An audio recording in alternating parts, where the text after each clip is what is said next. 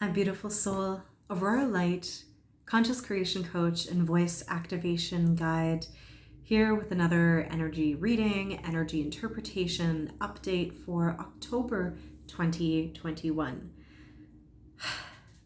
It's not gonna get less wild, so that's a theme that continues from September and the last 2 years, really.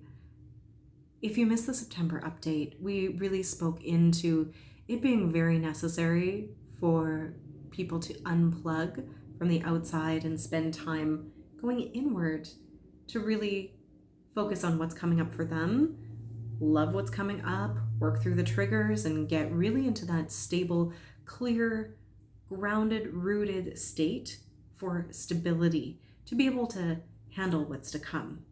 And for a lot of people, that energy is going to be continuing through October. It's never a bad idea, but it feels like for some, it's absolutely essential and integral to focus on self first. We all get to do that, but there are some people that are in the process of needing to rest and recoup because it has been a long couple 18 months of the global pandemic now, and many of us are exhausted. People are at their breaking points because there is nothing left in the reserve tank, and that's okay. It is essential that you don't try to keep giving and giving and giving from that empty space. You're going to spin out or come into a space of dis-ease and disease, right? And just not be able to be the supportive human being that you are for all of the people that are givers who want to be here of service. We got to put self first. So the energy that's coming through is speaking to me in this way. Keep your eyes on the prize. And the prize is you. You are the prize. You are the treasure. You, beautiful divine creator, are here to shift the world into its next octave of experience and expression, right? To support the elevation of consciousness and co-create a new world of beauty and harmony and love and compassion and joy. And we're on our way there, and yet it is an internal energetic state that must be accessed first and grounded into stability so that you can emanate it from your being and then allow your actions to come from that space. And we've really been working on this next level of it again for the last 2.5 years in this intensity field. So the invitation to you is to do what you need to do to come into that place of stability and fortifying it.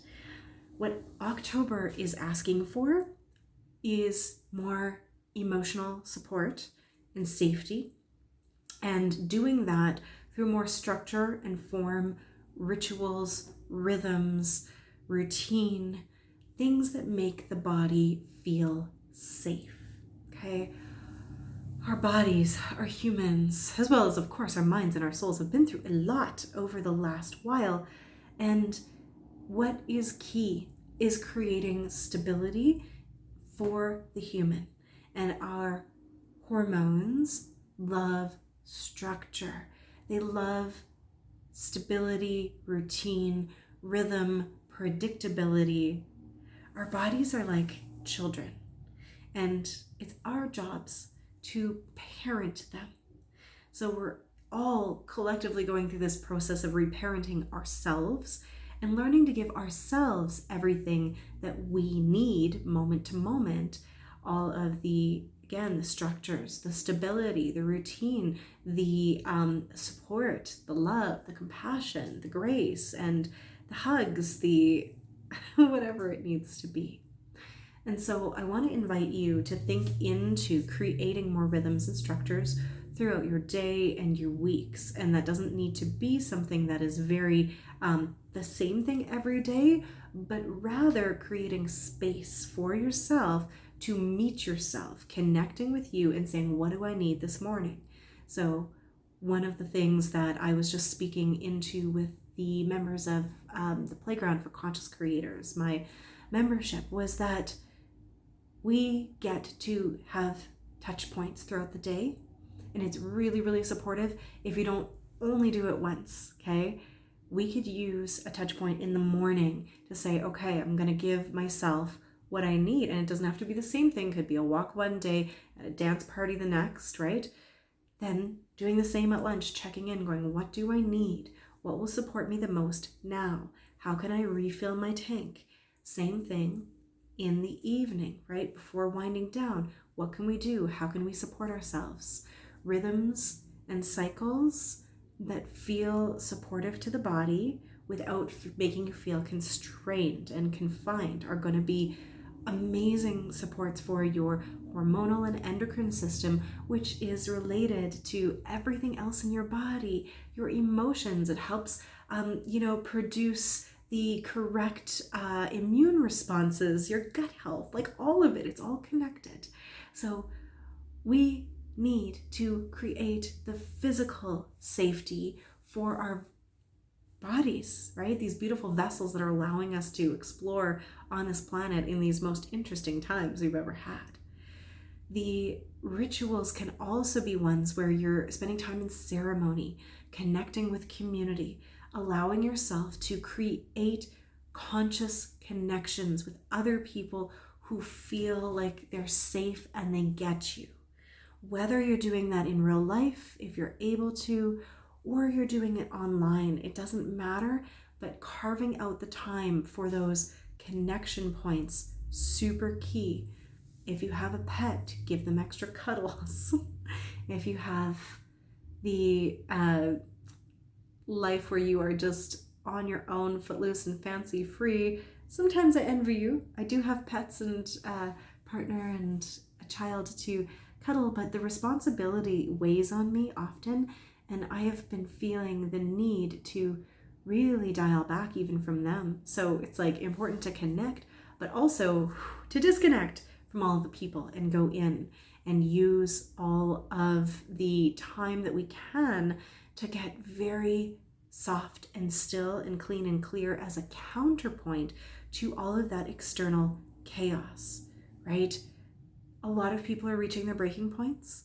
A lot of people are in overwhelm. They're in fear. They're with a never-ending crisis after crisis after crisis. It's too much for many people, which is why that desire at the soul level and the need at the body level for respite, for extra care is important. And then the routines and structures to keep us from swirling away and floating into the insanity. So if you are checking in though with other people, you gotta get in alignment with your own self first, so you're not going to be rocked by them or easily swayed, because again, people are at their breaking point, right? There are a lot of people who are not okay right now. There are, us included. Is anybody truly feeling absolutely untouched by this? I can't imagine being completely untouched by everything that's happening on the global scale.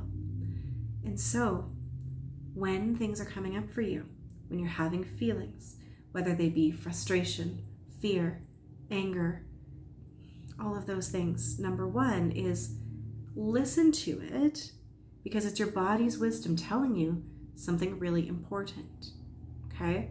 Especially anger and frustration.